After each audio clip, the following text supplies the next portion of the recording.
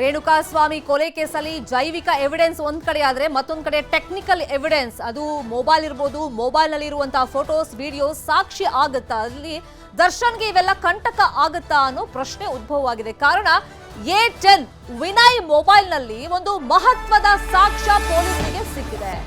ಈ ಸಾಕ್ಷಿಯಿಂದ ಕೇಸ್ಗೆ major twist ಸಿಗೋದು ಪಕ್ಕ ಅಂತ ಹೇಳಲಾಗ್ತಾ ಇದೆ.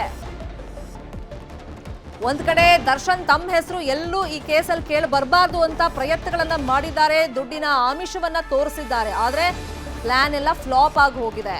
ಈಗ ಟೆಕ್ನಿಕಲ್ ಎವಿಡೆನ್ಸ್ ಅಂದ್ರೆ ವಿನಯ್ ಮೊಬೈಲ್ ನಲ್ಲಿ ಸಿಕ್ಕಿರುವಂತ ಒಂದು ಪ್ರಮುಖ ವಿಡಿಯೋ ಅಂತ ಹೇಳಲಾಗ್ತಾ ಇದೆ. ಸ್ವಾಮಿ ಮೇಲೆ ಹಲ್ಲೆ ಮಾಡುವಂತ ವಿಡಿಯೋನ, ಅದು ದರ್ಶನ್ ಹಲ್ಲೆ ಮಾಡ್ತಾ ಇರುವಂತ ವಿಡಿಯೋನ ಅಥವಾ ಟೀಮ್ ಹಲ್ಲೆ ಮಾಡ್ತಿರುವಂತ ವಿಡಿಯೋನ, ಅದ್ರ ಬಗ್ಗೆ ಕ್ಲಾರಿಟಿ ಇಲ್ಲ. ಆದ್ರೆ ಮಹತ್ವದ ಸಾಕ್ಷಿ ಅಂತೂ ಇದೆ, ವಿಡಿಯೋ ಇದೆ. ಅಥವಾ ಕರೆಂಟ್ ಶಾಕ್ ಕೊಟ್ಟು ನಾವು ಚಿತ್ರಹಿಂಸೆ ಕೊಟ್ಟಿದ್ವಿ ಅಂತ ಆರೋಪಿಗಳು ಹೇಳ್ಕೊಂಡಿದ್ರಲ್ಲ, ಆ ದೃಶ್ಯ ಆ ಮೊಬೈಲ್ ನಲ್ಲಿ ರೆಕಾರ್ಡ್ ಆಗಿದೆಯಾ? ವಿಡಿಯೋ ಸಾಕ್ಷ್ಯದ ಬಗ್ಗೆ ಪೊಲೀಸರು ಉಲ್ಲೇಖವನ್ನ ಮಾಡಿದ್ದಾರೆ. ವಿನಯ್ಗೆ ಅದನ್ನ ಆ ವ್ಯಕ್ತಿ ಕಳಿಸಿದ್ರಲ್ಲ, ಯಾರದು? ಇಲ್ಲಿ ಪ್ರಶ್ನೆಗಳು ಹಲವಾರು ಉದ್ಭವವಾಗಿದೆ. ಯಾವ ಉದ್ದೇಶಕ್ಕೆ ಕಳಿಸಲಾಗಿತ್ತು? ಸದ್ಯ ಈ ನಿಟ್ಟಿನಲ್ಲಿ ತೀವ್ರ ತನಿಖೆಯನ್ನ ಪೊಲೀಸರು ಮಾಡ್ತಾ ಇದ್ದಾರೆ.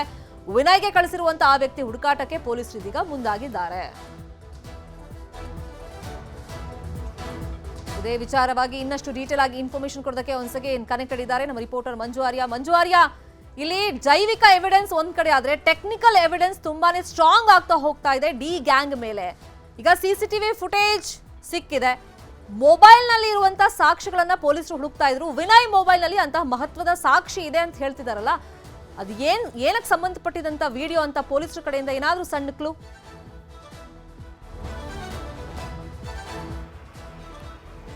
ಶರ್ಮಿತಾ, ಈ ಒಂದು ಪ್ರಕರಣದಲ್ಲಿ ಈಗಾಗಲೇ ಎಲ್ಲಾ ರೀತಿಯಂತ ಸಾಕ್ಷ್ಯಾಧಾರಗಳನ್ನು ಕೂಡ ಅಷ್ಟೇ ಕಲೆಕ್ಟ್ ಮಾಡುವಂತ ನಿಟ್ಟಿನಲ್ಲಿ ಪೊಲೀಸರು ಕೆಲಸ ಮಾಡ್ತಿರುವಂತದ್ದು. ಅದರಲ್ಲೂ ಕೂಡ ಅಷ್ಟೇ ಟೆಕ್ನಿಕಲ್ ಎವಿಡೆನ್ಸ್ ಅಂತೂ ಈ ಒಂದು ಪ್ರಕರಣದಲ್ಲಿ ತುಂಬಾ ಸ್ಟ್ರಾಂಗ್ ಇದೆ ಅಂತಾನೆ ಪೊಲೀಸರು ಹೇಳ್ತಿದ್ದಾರೆ. ಇನ್ನೊಂದು ಪ್ರಮುಖವಾದಂತಹ ವಿಚಾರ ಏನು ಅಂತಂದ್ರೆ, ಈ ಒಂದು ಪ್ರಕರಣದ A10 ಆರೋಪಿ ಆಗಿರುವಂತಹ ವಿನಯ್ ಏನಿದ್ದಾನೆ, ಆತನ ಮೊಬೈಲ್ಗೆ ಒಂದು ಪ್ರಮುಖವಾದಂತ ಮತ್ತು ಪ್ರಬಲವಾದಂತ ಒಂದು ಸಾಕ್ಷ್ಯ ಕೂಡ ಅಷ್ಟೇ ಆತನ ಮೊಬೈಲ್ ನಲ್ಲಿ ಸಿಕ್ಕಿದೆ ಅನ್ನುವಂಥದ್ದನ್ನು ಕೂಡ ಈಗಾಗಲೇ ಪೊಲೀಸರು ಕೋರ್ಟ್ನ ಗಮನಕ್ಕೆ ತಂದಿರುವಂತದ್ದು. ಆ ಒಂದು ಕೋರ್ಟ್ನ ಗಮನಕ್ಕೆ ತಂದಂತಹ ವೇಳೆಯಲ್ಲಿ ವಿನಯ್ ಮೊಬೈಲ್ಗೆ ಬಂದಿದ್ದಂತಹ ಒಂದು ಡಾಕ್ಯುಮೆಂಟ್ ಮತ್ತು ಇನ್ನು ಸಾಕ್ಷ್ಯ ಏನಿತ್ತು, ಅದು ಈ ಒಂದು ಪ್ರಕರಣದಲ್ಲಿ ಪ್ರಮುಖವಾದಂತಹ ಸಾಕ್ಷ್ಯ ಅನ್ನುವಂಥದ್ದನ್ನು ಕೂಡ ಉಲ್ಲೇಖವನ್ನು ಮಾಡಿದ್ದಾರೆ.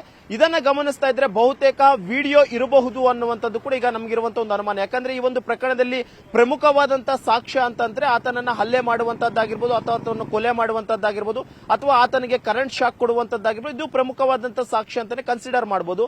ಜೊತೆಗೆ ಪೊಲೀಸರ ಇನ್ವೆಸ್ಟಿಗೇಷನ್ ಅಲ್ಲಿ ಅನಾಮಧೇಯ ವ್ಯಕ್ತಿ ಒಬ್ಬ ಆತನಿಗೆ ಒಂದು ವಿಡಿಯೋನ ಕಳಿಸಿದ್ದಾನೆ. ಆ ಒಂದು ವಿಡಿಯೋನೇ ಈ ಒಂದು ಕೇಸ್ನ ಪ್ರಮುಖವಾದಂತಹ ಸಾಕ್ಷಿ ಅಂತ ಹೇಳಿದ್ದಾರೆ.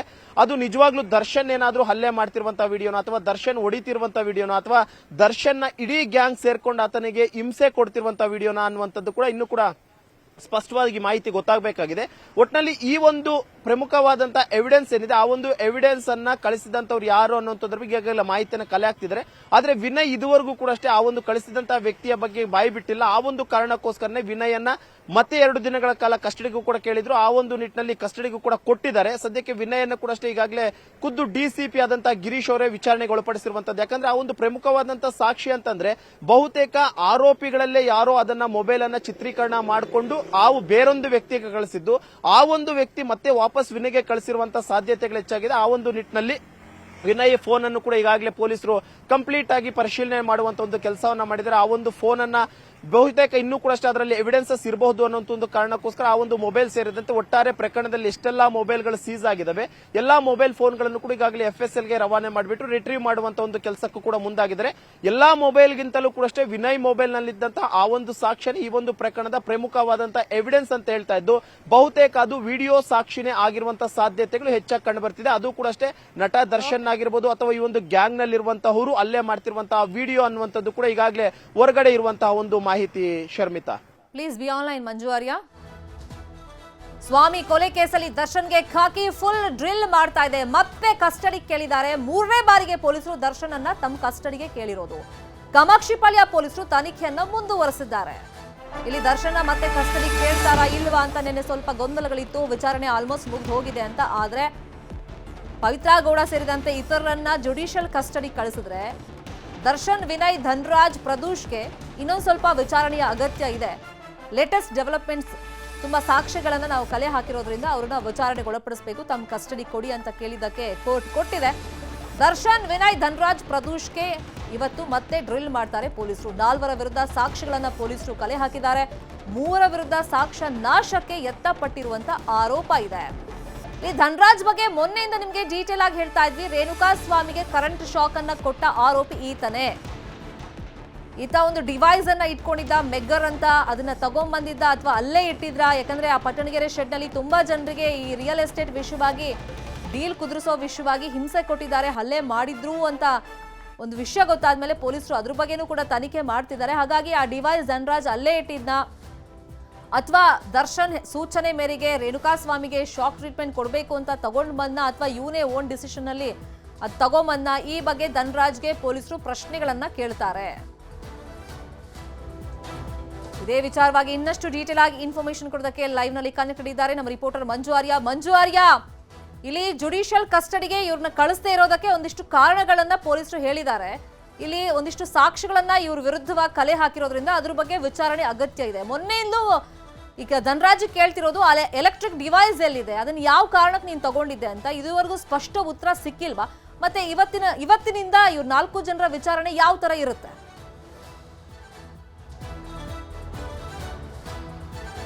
ಶರ್ಮಿತೆಯಲ್ಲಿ ನಟ ದರ್ಶನ್ ಆಗಿರ್ಬೋದು, ಪ್ರದೋಷ್ ಆಗಿರ್ಬೋದು, ವಿನಯ್ ಮತ್ತು ಧನ್ರಾಜ್ 4 ಜನರನ್ನು ಕೂಡ ಅಷ್ಟೇ ಮತ್ತೆ ಪೊಲೀಸ್ ಕಸ್ಟಡಿ ಕೇಳೋದಕ್ಕೆ ಪ್ರಮುಖವಾದಂತಹ ಒಂದಷ್ಟು ಕಾರಣಗಳನ್ನ ನಿನ್ನೆ ಕೋರ್ಟ್ನ ಗಮನಕ್ಕೆ ತಂದಿದ್ರು. ಅದರಲ್ಲೂ ಕೂಡ ನಟ ದರ್ಶನ್ ಅನ್ನ ವಿಚಾರಣೆ ಮಾಡುವಂತದ್ದು ಏನು ಅಂತಂದ್ರೆ, ಮನೆಯಲ್ಲಿ ಸಿಕ್ಕಂತಹ ಹಣದ ಬಗ್ಗೆ ಮಾಹಿತಿಯನ್ನ ಕಲೆ ಹಾಕಬೇಕಾಗಿದೆ ಮತ್ತು ಯಾರಿಗೆಲ್ಲ ಹಣವನ್ನ ಕೊಡಬೇಕು ಅನ್ನೋದ್ರ ಬಗ್ಗೆ ಇವರು ಮಾತುಕತೆ ನಡೆಸಿರುವಂತಹ ಸಾಧ್ಯತೆ ಇದೆ. ಅದಕ್ಕೋಸ್ಕರ ದರ್ಶನ್ ಕಸ್ಟಡಿಗೆ ಕೇಳಿದ್ರು. ಇನ್ನು ವಿನಯ್ನ ಕಸ್ಟಡಿ ಕೇಳಿದ್ದಂತ ಉದ್ದೇಶ ಏನು ಅಂತಂದ್ರೆ, ಶೆಡ್ ನಲ್ಲಿರುವಂತಹ ಒಂದಷ್ಟು ಜನರನ್ನ ಈತ ಸಾಕ್ಷಿಗಳಾಗಿ ಯಾರೆಲ್ಲ ಇದ್ರೆ ಅವ್ರಿಗೆಲ್ಲರಿಗೂ ಕೂಡ ಹಣದ ಆಮಿಷವನ್ನು ಒಡ್ಡಿ ಅವರನ್ನ ಸಾಕ್ಷಿ ಹೇಳದಂತೆ ಎಲ್ಲಾ ರೀತಿಯಂತ ಸಾಕ್ಷಿ ನಾಶದ ಪ್ರಯತ್ನವನ್ನ ಮಾಡಿದ್ದಾನೆ ಅನ್ನುವಂತ ಒಂದು ಆರೋಪ ಆಯಿತು. ಇನ್ನು ಪ್ರದೋಷ್ ಏನಿದ್ದಾನೆ, ಈತ ನೇರವಾಗಿ ಒಂದು ರೇಣುಕಾ ಸ್ವಾಮಿ ಅಂತ ಮೃತದೇಹವನ್ನ ತಗೊಂಡೋಗ್ಬಿಟ್ಟು ಯಾರಿಗೂ ಗೊತ್ತಾಗದ ರೀತಿಯಲ್ಲಿ ಡೆಸ್ಟ್ರಾಯ್ ಮಾಡಲು ಎಲ್ಲಾ ರೀತಿಯಂತ ಪ್ರಯತ್ನಗಳನ್ನ ಮಾಡಿದ್ದ. ಜೊತೆಗೆ ಪ್ರಮುಖವಾಗಿ ರೇಣುಕಾ ಸ್ವಾಮಿ ಮೊಬೈಲ್ ನ ಜೊತೆಗೆ ಆರೋಪಿಯ ಫೋನ್ ಅನ್ನು ಕೂಡ ಅಷ್ಟೇ ಆತ ಡೆಸ್ಟ್ರಾಯ್ ಮಾಡಿದ್ದಾನೆ. ಅದನ್ನ ಕೂಡ ಅಷ್ಟೇ ಪರಿಶೀಲನೆ ಮಾಡಬೇಕು, ಅದನ್ನ ಪತ್ತೆ ಮಾಡಬೇಕು ಅಂತ ಆತನನ್ನ ಕಸ್ಟಡಿಗೆ ತಂದಿದ್ರು. ಮತ್ತೊಬ್ಬ ಆರೋಪಿ ಧನ್ರಾಜ್ ಏನಿದ್ದಾನೆ, ಈತನನ್ನ ಪ್ರಮುಖವಾಗಿ ಕಸ್ಟಡಿಗೆ ತಗೊಂಡಿದ್ದ ಉದ್ದೇಶ ಏನು ಅಂತಂದ್ರೆ, ಎಲೆಕ್ಟ್ರಿಕ್ ಶಾಕ್ ಕೊಟ್ಟು ಈತ ಸಾಯಿಸಿರುವಂತದ್ದಕ್ಕೆ ಈತನೇ ತಪ್ಪೊಪ್ಕೊಂಡಿರುವಂತದ್ದು. ಈತನೇ ಆ ಒಂದು ಎಲೆಕ್ಟ್ರಿಕ್ ಡಿವೈಸ್ ಅನ್ನು ಕೂಡ ಅಷ್ಟೇ ತಂದಿದ್ದೆ ಅನ್ನುವಂಥದ್ದನ್ನು ಕೂಡ ಬಾಯ್ಬಿಟ್ಟಿದ್ದಾನೆ. ಆದ್ರೆ ಆ ಎಲೆಕ್ಟ್ರಿಕ್ ಡಿವೈಸ್ ಅನ್ನೇನೋ ಸೀಸ್ ಮಾಡಿದ್ದಾರೆ, ಆದ್ರೆ ಆತ ಎಲ್ಲಿ ಅದನ್ನ ಖರೀದಿ ಮಾಡಿದ್ದ ಅನ್ನುವಂಥದ್ದನ್ನು ಇದುವರೆಗೂ ಕೂಡ ಅಷ್ಟೇ ಪೊಲೀಸರ ಮುಂದೆ ಬಾಯ್ಬಿಟ್ಟಿಲ್ಲ. ಜೊತೆಗೆ ಯಾವ ಉದ್ದೇಶಕ್ಕೋಸ್ಕರ ಆ ಒಂದು ಡಿವೈಸ್ ಅನ್ನು ಈತ ಇಟ್ಕೊಂಡಿದ್ದ ಅನ್ನುವಂಥದ್ದನ್ನು ಕೂಡ ಅಷ್ಟೇ ಸರಿಯಾಗಿ ಪೊಲೀಸರಿಗೆ ತನಿಖೆಗೆ ಸಹಕಾರ ಕೊಟ್ಟಿಲ್ಲ. ಈ ಒಂದು ಕಾರಣಕ್ಕೋಸ್ಕರ ಆ ಒಂದು ಎಲೆಕ್ಟ್ರಿಕ್ ಡಿವೈಸ್ ಅನ್ನ ಎಲ್ಲಿ ಖರೀದಿ ಮಾಡಿದ್ದ ಮತ್ತು ಯಾವ ಉದ್ದೇಶಕ್ಕೆ ಇಟ್ಕೊಂಡು ಅದನ್ನ ಯಾರು ತಗೊಂಡ್ ಬರೋಕೆ ಹೇಳಿದ್ರು ಅನ್ನುವಂಥದ್ದನ್ನ ಎನ್ಕ್ವೈರಿ ಮಾಡುವಂತ ಸಲುವಾಗಿ ಧನ್ರಾಜ್ನನ್ನ ಈಗಾಗಲೇ ಕಸ್ಟಡಿಗೆ ತಗೊಂಡಿರುವಂತದ್ದು. ಸದ್ಯಕ್ಕೆ 4 ಜನರ ಮೇಲೆ ಕೂಡ ಅಷ್ಟೇ 4 ರೀತಿಯಾದಂತಹ ಒಂದಷ್ಟು ಇನ್ವೆಸ್ಟಿಗೇಷನ್ ಅಗತ್ಯತೆ ಇರುವಂತಹ ಕಾರಣಕ್ಕೋಸ್ಕರ 2 ದಿನಗಳ ಕಾಲ ಕಸ್ಟಡಿಗೆ ಕೊಟ್ಟಿದೆ. ಸದ್ಯಕ್ಕೆ ಇವತ್ತಿಂದ ಹಿರಿಯ ಅಧಿಕಾರಿಗಳೇ 4 ಜನರನ್ನು ಕೂಡ 4 ಆಯಾಮದಲ್ಲಿ ಇನ್ವೆಸ್ಟಿಗೇಷನ್ ಮಾಡೋದಕ್ಕೆ ಮುಂದಾಗಿರುವಂತದ್ದು. ಒಟ್ಟಿನಲ್ಲಿ ನಟ ದರ್ಶನ್ಗೆ ಎಲ್ಲೋ ಒಂದು ರೀತಿ ದುಡ್ಡು ಸಿಕ್ಕಿರುವಂತದ್ದು ಒಂದು ದೊಡ್ಡ ಮಟ್ಟದ ಸಂಕಷ್ಟಕ್ಕೆ ಎಡೆ ಮಾಡಿಕೊಟ್ಟಿದೆ ಅಂತ ಹೇಳ್ಬೋದು. ಯಾಕಂದ್ರೆ ಅದೇ ಒಂದು ಹಣದ ಮುಖಾಂತರವಾಗಿ ಸಾಕ್ಷಿಗಳನ್ನ ಯಾರೆಲ್ಲ ತನ್ನ ವಿರುದ್ಧವಾಗಿ ಹೇಳಕ್ ರೆಡಿಯಾಗಿದ್ರೆ ಅದೆಲ್ಲರನ್ನು ಕೂಡ ಹಣ ಕೊಟ್ಟು ಬಾಯಿ ಮುಚ್ಚಿಸಬೇಕು ಅನ್ನುವಂತ ಒಂದು ಪ್ಲಾನ್ ಮಾಡಿದ್ದ ಅನ್ನುವಂಥದ್ದು ಕೂಡ ತನಿಖೆ ವೇಳೆಯಲ್ಲಿ ಬಯಲಾಗಿದ್ದು. ಜೊತೆಗೆ ಕೋರ್ಟ್ಗೆ ಕೊಟ್ಟಂತಹ ರಿಮೈಂಡ್ ಅರ್ಜಿಯಲ್ಲೂ ಕೂಡ ಅಷ್ಟೇ ಸ್ಪೆಸಿಫಿಕ್ ಆಗಿ ಇದನ್ನೇ ಉಲ್ಲೇಖವನ್ನು ಕೂಡ ಮಾಡಿರುವಂತದ್ದು. ಯಾಕಂದ್ರೆ ನಟ ದರ್ಶನ್ 40 ಲಕ್ಷ ಹಣವನ್ನ ಸಾಕ್ಷಿಗಳನ್ನ ನಾಶ ಮಾಡುವಂತಹ ನಿಟ್ಟಿನಲ್ಲಿ ಆತ ಮನೆಯಲ್ಲಿ ತಂದಿಟ್ಟುಕೊಂಡಿದ್ದ ಅನ್ನುವಂಥದ್ದನ್ನು ಕೂಡ ಉಲ್ಲೇಖ ಮಾಡಿದರೆ, ಕೇವಲ 40 ಲಕ್ಷ ಮೊನ್ನೆ ಸೀಸ್ ಆಗಿದೆ, ಮೊದಲನೇ ದಿನ 70 ಲಕ್ಷ ಸೀಸ್, ಒಟ್ಟಲ್ಲಿ 30 ಲಕ್ಷ ಟೋಟಲ್. ಈ ಒಂದು ಪ್ರಕರಣದಲ್ಲಿ 70 ಲಕ್ಷ ಹಣ ಸೀಸ್ ಆಗಿದೆ. 70 ಲಕ್ಷ ಹಣವೇನಾ ಮತ್ತು ಇನ್ನು ಬೇರೆ ಬೇರೆ ರೀತಿಯಂತ ಹಣ ಏನಾದ್ರೂ ಡಿಸ್ಟ್ರಿಬ್ಯೂಟ್ ಆಗಿದೆ ಅನ್ನುವಂಥದ್ರ ಬಗ್ಗೆ ಇನ್ವೆಸ್ಟಿಗೇಷನ್ ಮಾಡುವಂತ ಸಲುವಾಗಿ ಈಗಾಗಲೇ ನಟ ದರ್ಶನ್ ಅನ್ನ ಇವತ್ತು ಖುದ್ದು ಡಿಸಿಪಿ ಅವರ ವಿಚಾರಣೆ ಮಾಡಲು ಕೂಡ ಎಲ್ಲಾ ತಯಾರಿಗಳನ್ನ ಮಾಡಿಕೊಂಡಿರುವಂತಹದ್ದು. ಶರ್ಮಿತಾ, ರೇಣುಕಾ ಸ್ವಾಮಿ ಕೊಲೆ ಕೇಸ್ನ ಎಕ್ಸ್ಕ್ಲೂಸಿವ್ ಸುದ್ದಿ ಇದು. ಕೇಸಿಂದ ತಪ್ಪಿಸ್ಕೊಳ್ಳೋದಕ್ಕೆ ಡಿ ಗ್ಯಾಂಗ್ ಏನೆಲ್ಲ ಪ್ಲಾನ್ ಮಾಡಿತ್ತು, ಇಲ್ಲಿ ಲಕ್ಷ ಲಕ್ಷ ಹಣದ ಡೀಲ್ ಕೂಡ ಆಗಿತ್ತು. ಬರೋಬ್ಬರಿ 70 ಲಕ್ಷ ಡೀಲ್ ಆಗಿತ್ತು. ಆ deal pin to pin details news 18 ಕನ್ನಡಕ್ಕೆ ಲಭ್ಯವಾಗಿದೆ. ಕಿಡ್ನಾಪ್ ಮಾಡ್ತಾರೆ, ಬೆಂಗಳೂರಿಗೆ ಕರ್ಕೊಂಡು ಬರ್ತಾರೆ, ಪಟ್ಟಣಗೆರೆ ಶೆಡ್ ನಲ್ಲಿ ಥಳಿಸ್ತಾರೆ, ಆತನ ಕೊಲೆ ಆಗುತ್ತೆ. ಕೊಲೆ ಆದ್ಮೇಲೆ ಬಾಡಿನ ತಗೊಂಡೋಗಿ ಬಿಸಾಡ್ತಾರೆ. ಬಿಸಾಡಿದ ಮೇಲೆ ದರ್ಶನ್ ಹೆಸರು ಹೊರಗಡೆ ಬರಬಾರ್ದು, ಮತ್ತೆ ಆ ಹೆಣವನ್ನ ಎಸೆಯೋದಕ್ಕೆ ಲಕ್ಷ ಲಕ್ಷ ಡೀಲ್ ಆಗಿರುತ್ತೆ. ರೇಣುಕಾ ಸ್ವಾಮಿ ಕೊಲೆ ಕನ್ಫರ್ಮ್ ಆಗ್ತಾ ಇದ್ದಂಗೆ ಟೆನ್ಷನ್ ಆಗುತ್ತೆ. ಶವ ಎಸ್ತು ಸಾಕ್ಷ್ಯ ನಾಶಕ್ಕೆ ಡಿ ಗ್ಯಾಂಗ್ ಪ್ರಯತ್ನ ಪಟ್ಟಿದೆ. ಅದರಲ್ಲೂ ಪ್ರಮುಖವಾಗಿ ದರ್ಶನ್ ತಮ್ಮ ಹೆಸರು ಹೊರಗಡೆ ಬರಬಾರ್ದು ಈ ಕೇಸಲ್ಲಿ ಅಂತ ಹೇಳಿ ಮುಚ್ಚಾಕೋದಕ್ಕೆ ಲಕ್ಷ ಲಕ್ಷ ಹಣವನ್ನ ಕೊಟ್ಟಿದ್ರು. ಕೇಸಿಂದ ಬಚಾವ್ ಆಗೋದಕ್ಕೆ 70 ಲಕ್ಷ ರೆಡಿ ಆಗಿತ್ತು. ವಿನಯ್ ಪ್ರದೋಷ್ ಮೂಲಕ ಹಣ ನೀಡೋದಕ್ಕೆ ಸಿದ್ಧತೆಯನ್ನ ಮಾಡ್ಕೊಂಡಿದ್ರು. ಕೇಸ್ ತನ್ನವರೆಗೂ ಯಾವುದೇ ಕಾರಣಕ್ಕೂ ಬರಬಾರ್ದು ಅಂತ ದರ್ಶನ್ ಸೂಚನೆ ಕೊಟ್ಟಿದ್ರು. ಶವ ಎಸೆಯೋದಕ್ಕೆ 30 ಲಕ್ಷಕ್ಕೆ ಡೀಲ್ ಆಗಿತ್ತು. 37 ಲಕ್ಷ ಮನೆಯಲ್ಲೇ ದರ್ಶನ್ ಇಟ್ಕೊಂಡಿದ್ರು. ಶೆಡ್ ಸಿಬ್ಬಂದಿ ಸೇರಿ ಉಳಿದವರಿಗೆ ಆ ಹಣವನ್ನ ಹಂಚಬೇಕಾಗಿತ್ತು ಆಸ್ ಪರ್ ಪ್ಲಾನ್. ಆದ್ರೆ ಪ್ಲಾನ್ ಎಲ್ಲ ಉಲ್ಟಾ ಆಗೋಯ್ತು ಲಾಸ್ಟ್ ಮಿನಿಟ್ ಅಲ್ಲಿ. ಸ್ನೇಹಿತ ಮೋಹನ್ ರಾಜ್ನಿಂದ 40 ಲಕ್ಷ ಹಣವನ್ನ ದರ್ಶನ್ ತರಿಸಿದ್ರು. ಈ ಮೋಹನ್ ರಾಜ್ ಯಾರು ಅಂತಂದ್ರೆ ಈತ ಬಿಜೆಪಿ ವಲಯದಲ್ಲಿ ಗುರುತಿಸಿಕೊಂಡಿದ್ದ ಒಬ್ಬ ಶಾಸಕರಿಗೆ ಅತ್ಯಾಪ್ತ ಈ ಮೋಹನ್ ರಾಜ್ ಅಂತ ಹೇಳಲಾಗಿತ್ತು. ಪ್ರಚಾರಕ್ಕೆ ಹೋದಂತ ಟೈಮ್ನಲ್ಲಿ ನಾನು ಪ್ರಚಾರ ಮಾಡಿಕೊಟ್ಟಿದ್ನಲ್ಲ, ನೀವು ಕೇಳಿದಾಗ ದುಡ್ಡು ಕೊಡಬೇಕು ಅಂತ ದರ್ಶನ್ ಹೇಳಿದ್ರಂತೆ. ಈಗ ಕಷ್ಟ ಕಾಲದಲ್ಲಿ ಸಿಕ್ಕಾಕೊಂಡ್ಬಿದ್ದಿದ್ರಿಂದ ಆ ಶಾಸಕನಿಂದ ಮೋಹನ್ ರಾಜ್ ಹತ್ರ ಹೇಳಿ 40 ಲಕ್ಷ ಹಣವನ್ನ ದರ್ಶನ್ ತರಿಸಿದ್ರಂತೆ. ಆ 40 ಲಕ್ಷದಲ್ಲಿ 37 ಲಕ್ಷ ಮನೆಯಲ್ಲೇ ಇಟ್ಕೊಂಡಿದ್ರು ದರ್ಶನ್. ಇನ್ನು 3 ಲಕ್ಷವನ್ನ ಮೈಸೂರಿಗೆ ತಗೊಂಡು ಹೋಗಿದ್ರು ದರ್ಶನ್. 3 ಲಕ್ಷ ಹಣವನ್ನ ಪತ್ನಿ ವಿಜಯಲಕ್ಷ್ಮಿಗೆ ದರ್ಶನ್ ಕೊಟ್ಟಿದ್ರಂತೆ. ವಿಚಾರಣೆ ಸಂದರ್ಭದಲ್ಲಿ 3 ಲಕ್ಷ ಹಣವನ್ನ ವಿಜಯಲಕ್ಷ್ಮಿ ಪೊಲೀಸರಿಗೆ ಕೊಟ್ಟಿದ್ದಾರೆ. ಒಟ್ಟು 40 ಲಕ್ಷವನ್ನ ಸೀಸ್ ಮಾಡಿದ್ದಾರೆ ಪೊಲೀಸರು.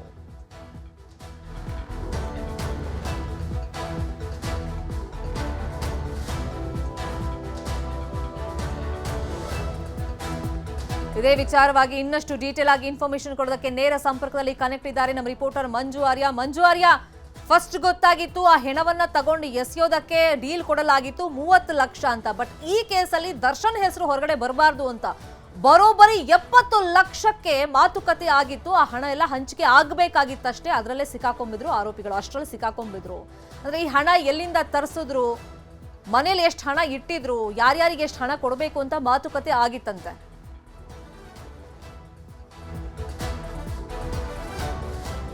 ಶರ್ಮಿತಾ ಶೆಟ್ಟಿ, ರೇಣುಕಾ ಸ್ವಾಮಿ ಕೊಲೆ ಆದಂತಹ ಬಳಿಕ ನಟ ದರ್ಶನ್ ಈ ಒಂದು ಪ್ರಕರಣದಲ್ಲಿ ತನ್ನ ಹೆಸರು ಹೊರಗಡೆ ಬರಬಾರದು ಅಂತ ಹೇಳ್ಬಿಟ್ಟು ಎಲ್ಲಾ ರೀತಿಯಂತ ಪ್ರಯತ್ನಗಳನ್ನು ಕೂಡ ಮಾಡ್ಕೊಂಡಿದ್ರು. ಅದರಂತೆ ಒಂದು ಪ್ಲಾನಿಂಗ್ ಅನ್ನು ಕೂಡ ಅಷ್ಟೇ ಮಾಡ್ಕೊಂಡಿದ್ರು. ಅದರಂತೆ ಮೊದಲನೇದಾಗಿ ರೇಣುಕಾ ಸ್ವಾಮಿಯನ್ನ ಡೆಡ್ ಬಾಡಿಯನ್ನ ಎಲ್ಲಿಯೂ ಕೂಡ ಅಷ್ಟೇ ಗುರುತು ಸಿಗದ ಹಾಗೆ ಅದನ್ನ ಬಿಸಾಡುವಂತ ನಿಟ್ಟಲ್ಲಿ 30 ಲಕ್ಷ ರೂಪಾಯಿ ಹಣವನ್ನು ಕೂಡ ಅಷ್ಟೇ ಮೊದಲನೇದಾಗಿ ಕೊಟ್ಟಿರ್ತಾರೆ.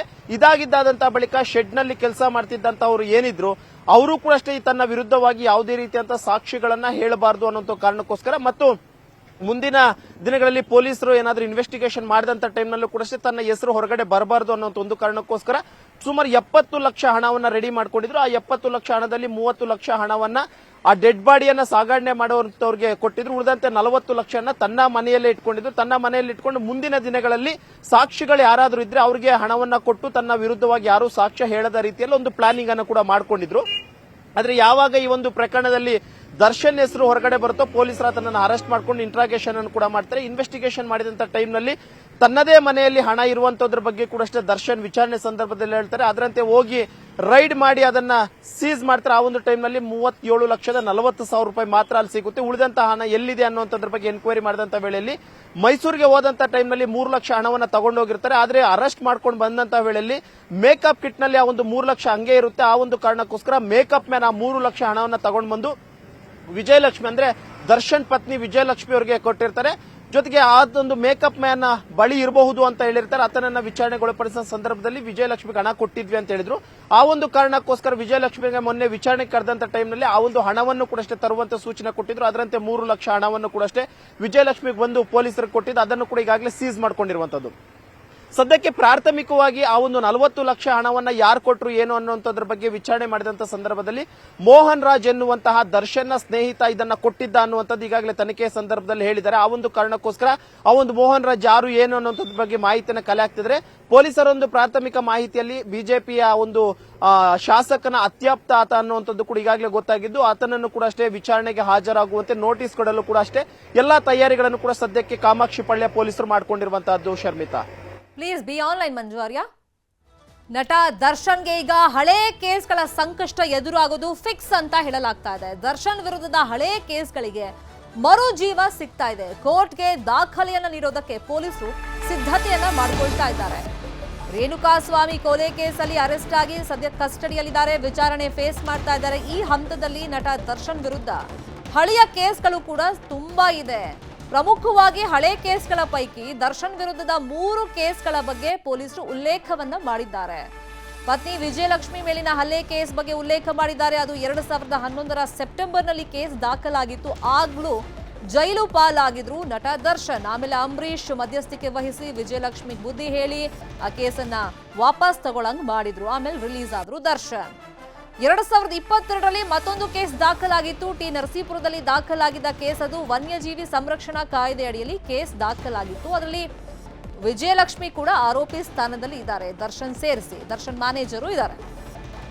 ಮತ್ತೊಂದು ಪ್ರಮುಖ ಕೇಸ್ ಅಂದ್ರೆ 2024ರಲ್ಲಿ ಇದೇ ವರ್ಷ ದರ್ಶನ್ ವಿರುದ್ಧ ಕೊಲೆ ಬೆದರಿಕೆ ಕೇಸನ್ನ ದಾಖಲು ಮಾಡಲಾಗಿತ್ತು. ಅಮಿತಾ ಜಿಂದಾಲ್ ಅನ್ನೋರು ಕಂಪ್ಲೇಂಟ್ ಕೊಟ್ಟಿದ್ರು. ದರ್ಶನ್ ಸಾಕು ನಾಯಿ ವಿಚಾರವಾಗಿ ನಡೆದಿದ್ದಂತ ಗಲಾಟೆ ಅದು. ಆಗ್ಲೂ ಕೂಡ ಮೀಡಿಯಾದಲ್ಲಿ ಸಿಕ್ಕಾಪಟ್ಟೆ ಚರ್ಚೆಗಳು ನಡೆದಿತ್ತು.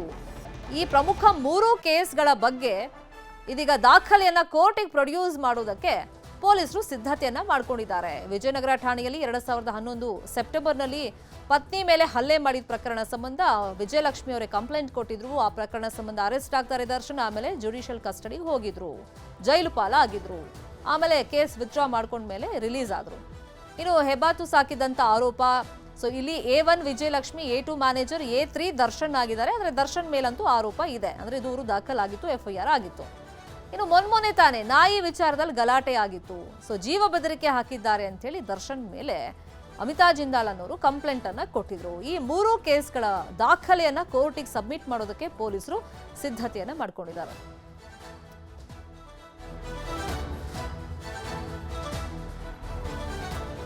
ಈ ನಾಯಿ ವಿಚಾರದಲ್ಲಿ ಗಲಾಟೆ ಆಗಿದ್ದು ಕಳೆದ ವರ್ಷ 2011ರಿಂದ ಈ ವರ್ಷ ತನಕನೂ ಕಂಟಕ ಅಂತೂ ತಪ್ಪಿದ್ದಲ್ಲ ದರ್ಶನ್ಗೆ. ಒಂದಾದ್ಮೇಲೆ ಒಂದು ಕಾನೂನು ರೀತಿಯಲ್ಲಿ ಕಷ್ಟಗಳನ್ನ ದರ್ಶನ್ ಎದುರಿಸ್ತಲೇ ಇದ್ದಾರೆ. ಪ್ರಕರಣ ಒಂದು ಪತ್ನಿ ವಿರುದ್ಧ ಹಲ್ಲೆ ಕೇಸ್. ಎಕ್ಸ್ಕ್ಲೂಸಿವ್ ಆಗಿ ಆ ಡಾಕ್ಯುಮೆಂಟ್ಸ್ ಅನ್ನ ನ್ಯೂಸ್ 18 ಸ್ಕ್ರೀನ್ ಮೇಲೆ ನೀವು ಗಮನಿಸ್ತಾ ಇದ್ದೀರಾ.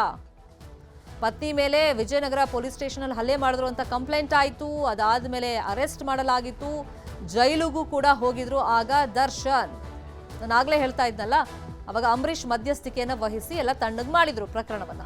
ಇನ್ನು ಪ್ರಕರಣ 2022ರಲ್ಲಿ ದರ್ಶನ್ ವಿರುದ್ಧ ಕೇಸ್ ದಾಖಲಾಗಿದೆ. ಸೊ ಟಿ ನರಸೀಪುರ ಶಾಖೆ, ಟಿ ನರಸೀಪುರ ವಲಯ, ಸೊ ಅಲ್ಲಿ ಕೇಸ್ ದಾಖಲಾಗಿರೋದು. ಮತ್ತೊಂದು ಬೆಂಗಳೂರಲ್ಲೇ ಅವ್ರು ಸಾಕು ನಾಯಿ ಕತ್ತು ಅಂತ ಹೇಳಿ ಜೀವ ಬೆದರಿಕೆ ಹಾಕಿದ್ರು ಆ ಟೈಮ್ನಲ್ಲಿ ಅಂತೇಳಿ ಮಹಿಳೆ ಒಬ್ರು ಕಂಪ್ಲೇಂಟ್ ಕೊಟ್ಟಿದ್ದು. ಇದೇ ವಿಚಾರವಾಗಿ ಇನ್ನಷ್ಟು ಡೀಟೇಲ್ ಆಗಿ ಇನ್ಫಾರ್ಮೇಶನ್ ಕೊಡೋದಕ್ಕೆ ಒಂದ್ಸಗೆ ನೇರ ಸಂಪರ್ಕದಲ್ಲಿ ಕನೆಕ್ಟ್ ಇದ್ದಾರೆ ನಮ್ಮ ರಿಪೋರ್ಟರ್ ಮಂಜು ಆರ್ಯ. ದರ್ಶನ್ ಮೇಲೆ ಕಾನೂನು ರೀತಿಯಲ್ಲಿ ನಾವು ನೋಡ್ತಾ ಹೋಗೋದಾದ್ರೆ ಸಾಕಷ್ಟು ಕಂಟಕಗಳಂತೂ ಇದ್ದೇ ಇದೆ. ಒಂದಾದ್ಮೇಲೆ ಒಂದು ಫೇಸ್ ಮಾಡ್ತಲೇ ಇದ್ದಾರೆ. ಈಗ ಸೀರಿಯಸ್ ಆಗಿ 3 ಪ್ರಕರಣವನ್ನ ಪೊಲೀಸರು ಕನ್ಸಿಡರ್ ಮಾಡಿದ್ದಾರೆ. ಮತ್ತೆ ಮೊನ್ನೆಯಿಂದ ಚರ್ಚೆ ಏನೋ ಆಗ್ತಾ ಇತ್ತು, ರೌಡಿ ಶೀಟರ್ ಪಟ್ಟಕ್ಕೆ ದರ್ಶನ್ ಅವರನ್ನ ಸೇರಿಸಬಹುದು ಪೊಲೀಸರು ಅಂತ ಹೇಳಿ. ಈ ಪ್ರಮುಖ 3 ಕೇಸ್ಗಳ ಕತೆ ಏನಾಗಬಹುದು ಹಾಗಾದ್ರೆ?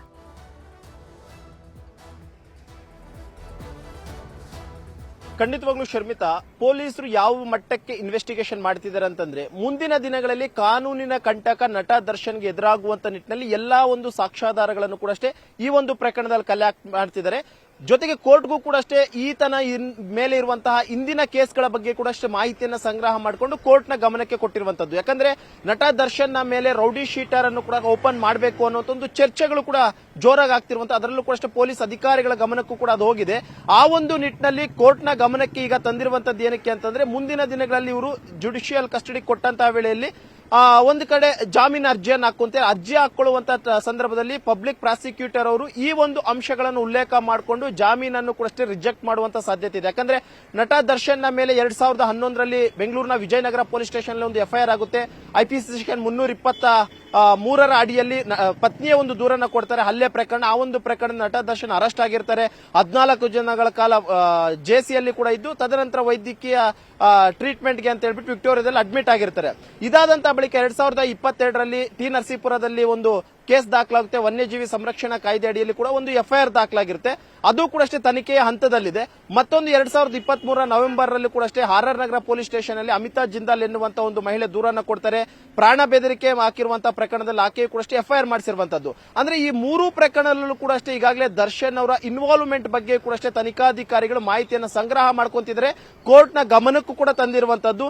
ಎಲ್ಲೋ ಒಂದು ಕಡೆ ರೌಡಿ ಶೀಟ್ ತೆರೆಯೋದಕ್ಕೂ ಕೂಡ ಅಷ್ಟೇ ಪೊಲೀಸರು ಚರ್ಚೆಯನ್ನ ಮಾಡ್ತಿದ್ದಾರೆ ಅನ್ನುವಂಥದ್ದು ಈಗ ಈಗಾಗಲೇ ಮೂಡ್ತಿರುವ ಒಂದಷ್ಟು ಅನುಮಾನ. ಯಾಕಂದ್ರೆ ಆತನ ಮೇಲಿರುವಂತಹ ಹಳೆಯ ಪ್ರಕರಣಗಳ ಬಗ್ಗೆ ಎಲ್ಲವೂ ಕೂಡ ಮಾಹಿತಿಯನ್ನು ಸಂಗ್ರಹ ಮಾಡಿಕೊಂಡು ಈತ ಎಬಿಚುವಲ್ ಆಗಿದ್ದಾನೆ, ಪದೇ ಪದೇ ಕಾನೂನಿಗೆ ಈತ ಕಂಟಕವಾಗ್ತಿದ್ದಾನೆ, ಪದೇ ಪದೇ ಅಪರಾಧ ಕೃತ್ಯದಲ್ಲಿ ಭಾಗಿಯಾಗ್ತಿದ್ದಾನೆ. ಆ ಒಂದು ಕಾರಣಕ್ಕೋಸ್ಕರ ಯಾಕೆ ಈತನ ಮೇಲೆ ರೌಡಿ ಶೀಟ್ ಅನ್ನು ಕೂಡ ತೆಗಿಬಾರದು ಅನ್ನುವಂತ ನಿಟ್ಟಿನಲ್ಲಿ ಪೊಲೀಸರು ಒಂದು ಮನವಿಯನ್ನ ಕೋರ್ಟ್ಗೆ ಸಲ್ಲಿಸುವಂತ ಸಾಧ್ಯತೆಗಳು ಕೂಡ ಮುಂದಿನ ದಿನಗಳಲ್ಲಿ ಹೆಚ್ಚಾಗಿದೆ ಅಂತ ಹೇಳ್ಬೋದು. ಜೊತೆಗೆ ಈ ಒಂದು ಪ್ರಕರಣದಲ್ಲಿ ಆತ ಜೆಸಿಗೆ ಹೋದ್ರೂ ಕೂಡ ಅಷ್ಟೇ ಜಾಮೀನಿಗೆ ಅರ್ಜಿಯನ್ನು ಹಾಕೊಂಡಂತ ಸಂದರ್ಭದಲ್ಲಿ ಇಂತಹ ಪ್ರಕರಣದಲ್ಲಿ ಆತ ಹಿಂದೆಯೂ ಕೂಡ ಭಾಗಿಯಾಗಿದ್ದ. ಈತನಿಗೆ ಅಪರಾಧ ಮಾಡುವಂತಹದ್ದು ಪದೇ ಪದೇ ಭಾಗಿಯಾಗ್ತಾನೆ ಬರ್ತಿದ್ದಾನೆ. ಆ ಒಂದು ಕಾರಣಕ್ಕೋಸ್ಕರ ಈತನಿಗೆ ಜಾಮೀನನ್ನ ಕೊಟ್ಟಂತ ವೇಳೆ ಸಾಕ್ಷ್ಯಗಳನ್ನ ನಾಶ ಮಾಡಬಹುದು ಅಥವಾ ಈತ ಸಾಕ್ಷಿದಾರರನ್ನ ಎದುರಿಸಬಹುದು ಅನ್ನೋ ಒಂದು ಕಾರಣಕ್ಕೋಸ್ಕರ ಜಾಮೀನನ್ನ ಕೊಡದ ರೀತಿಯಲ್ಲಿ ಕೂಡ ಅಷ್ಟೇ ಪಬ್ಲಿಕ್ ಪ್ರಾಸಿಕ್ಯೂಟರ್ ವಾದ ಮಂಡನೆ ಮಾಡೋದಕ್ಕೆ ಎಲ್ಲಾ ರೀತಿಯಂತ ಒಂದು ಡಾಕ್ಯುಮೆಂಟ್ ಅನ್ನು ಕೂಡ ಅಷ್ಟೇ ತಯಾರು ಮಾಡ್ಕೊಳ್ತಿರುವಂತದ್ದು. ಒಟ್ಟಿನಲ್ಲಿ ಎಲ್ಲೋ ಒಂದು ರೀತಿ 2011ರಿಂದಲೂ ಕೂಡ ಅಷ್ಟೇ ಎಲ್ಲೋ ಒಂದು ರೀತಿ ಈತನ ಮೇಲೆ ಕೇಸುಗಳು ಪದೇ ಪದೇ ಆಗ್ತಾ ಇದ್ದು ಇದು ಕಾನೂನಿನ ಅಡಿಯಲ್ಲಿ ಕಂಟಕವಾಗುವಂತ ಸಾಧ್ಯತೆಗಳು ಕೂಡ ಹೆಚ್ಚಾಗಿ ಕಂಡು ಬರ್ತಾ ಇದೆ. ಶರ್ಮಿತಾ, ಬೆಲೆ ಏರಿಕೆಯಿಂದ ಜನಸಾಮಾನ್ಯರು ತತ್ತರಿಸಿ ಹೋಗ್ತಾ ಇದ್ದಾರೆ. ತರಕಾರಿ ಬೆಲೆ ಗಗನಕ್ಕೆ ಹೋಗಿದೆ. ಗ್ರಾಹಕರು ಹೆಂಗಪ್ಪ ಇದನ್ನು ಕೊಂಡ್ಕೊಳ್ಳೋದು, ಸಾರು ಮಾಡೋದು ಅಂತ ಹೇಳಿ ಕಂಗಾಲಾಗಿ ಹೋಗ್ತಾ ಇದ್ದಾರೆ. ಚಿಕನ್ ಬೆಲೆಗೆ ಸಮವಾಗಿದೆ ಬೀನ್ಸ್ ರೇಟ್. ಬೆಲೆ ಏರಿಕೆಯಿಂದ ಜನ ಕಂಗಾಲಾಗಿ ಹೋಗಿದ್ದಾರೆ. ಮಾರ್ಕೆಟಿಗೆ ತರಕಾರಿ ತಗೊಂಡ್ ಬರಕ್ ಹೋದ್ರೆ ಇಷ್ಟೊಂದು ದುಡ್ಡು ಆಗ್ಬಿಡ್ತಿಯಲ್ಲಪ್ಪ, ಕಾಸ್ಟ್ಲಿ ಆಗ್ಬಿಡ್ತಿಯಲ್ಲಪ್ಪ, ಹೆಂಗ್ ತಗೊಳ್ಳೋದು ಅಂತ ಹೇಳಿ ಜನರಿಗೆ ತಲೆ ಬಿಸಿ ಆಗ್ಬಿಟ್ಟಿದೆ. ಬೀನ್ಸ್ 1 ಕೆಜಿಗೆ 220 ರೂಪಾಯಿ, ಡಬಲ್ ಸೆಂಚುರಿ ದಾಟ್ಕೊಂಡು ಹೋಗ್ಬಿಟ್ಟಿದೆ. ಟೊಮ್ಯಾಟೊ 1 ಕೆಜಿಗೆ 100 ರೂಪಾಯಿ, ನುಗ್ಗೆಕಾಯಿ 1 ಕೆಜಿಗೆ 184 ರೂಪಾಯಿ, ಡಬಲ್ ಸೆಂಚುರಿ ಸನಿಹದಲ್ಲೇ ಇದೆ. ಕ್ಯಾಪ್ಸಿಕಮ್ 1 ಕೆಜಿಗೆ 120 ರೂಪಾಯಿ, ಬಿಳಿ ಬದನೆ 1 ಕೆಜಿಗೆ 100 ರೂಪಾಯಿ, ನವಿಲುಕೋಸು 1 ಕೆಜಿಗೆ 98 ರೂಪಾಯಿ ಇದೆ. ಸೊ ಚಿಕನ್ ರೇಟಿಗೆ ಸಮ ಆಗ್ತಾ ಇದೆ ತರಕಾರಿ ಬೆಲೆ ಹಂಗ್ ನೋಡಕ್ ಹೋದ್ರೆ. ಗ್ರಾಹಕರೀಗ ಕಂಗಾಲಾಗಿ ಹೋಗಿದ್ದಾರೆ. ದಿನನಿತ್ಯ ಅಂತೂ ಬೇಕೇ ಬೇಕು ತರಕಾರಿ.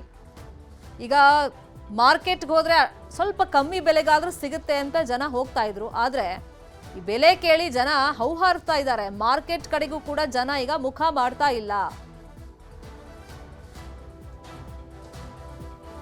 ಕೆಆರ್ ಮಾರ್ಕೆಟ್ ನಲ್ಲಿ ಪರಿಸ್ಥಿತಿ ಹೆಂಗಿದೆ ನಮ್ಮ ಪ್ರತಿನಿಧಿ ಆಶಿಕ್ ಎಕ್ಸ್ಪ್ಲೈನ್ ಮಾಡಿದ್ದಾರೆ. ವ್ಯಾಪಾರಸ್ಥರನ್ನ ಗ್ರಾಹಕರನ್ನ ಮಾತಾಡಿಸಿದ್ದಾರೆ, ನೋಡೋಣ.